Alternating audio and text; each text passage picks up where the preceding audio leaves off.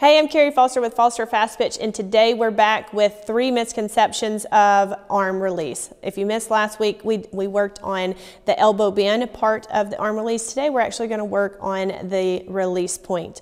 And most of the time with the release point, my students come in, or new students come in like this. Elbows tight, shoulders tight, pinkies on the thigh, and then the wrist is cocked back. One thing I notice about this is that they start pushing the ball and they've never learned to really spin the ball off their fingertips.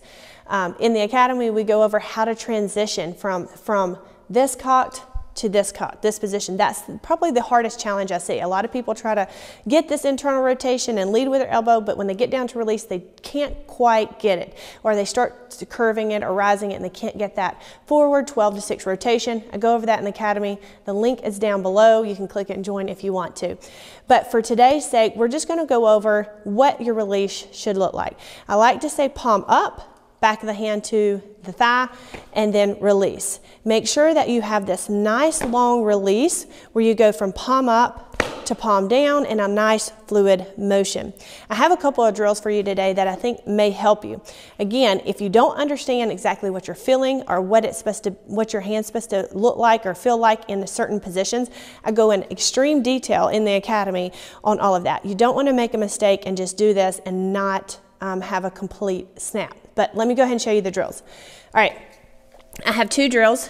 One is it's like a T pipe with some PVC pipe, and usually we have like a little weight or a rock or something down here that clicks, kind of gives them that biofeedback that they need to feel when their hand is going to release. We put the back of the middle finger on the T part, and then I allow them to just feel that the point of the T is pointing backwards, down, up, and through. Down, back, up, and through. And you just want to get this nice loose wrist. You never want to pull. You just want to feel the elbow release the hand at release point. So they can warm up with just a couple of these drills, like 3 sets of 10. They'll hear it click. If it clicks back here, they're doing it wrong. You want to finish the click at the bottom of the hip and then come on through, allowing the shoulder to stay straight, not allowing it to go out. Another drill I like is just taking like a USB cord or any kind of cord and then holding it between the fingers. I'm going to tie it up a little bit because my nets are a little low today. So what we're going to do is just swing it back and forth on the ground and then start to pull it down. Let's do it again. It's a little long for me today. All right. Drop it down, let it hit the floor, and you're going to keep this nice loose bend and allow the USB cord or the string to kind of hit the floor.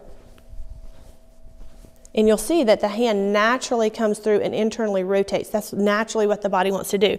We don't want to get here and then straighten, and then you'll see that the whip starts coming through way early instead of late. And you want the whip to be behind the ball. So nice and smooth. And if you have a power line, just get the string or the USB cord just to hit the power line right up underneath you. And then just allow the arm to stay nice and loose through the pitch. None of this has to be really like hard or fast. You just want them to stay nice and loose through their release. If you like these drills and you want more of them, take a look at the link for the academy below. Also, like and subscribe this video, and I'll see you next week for the 3rd series.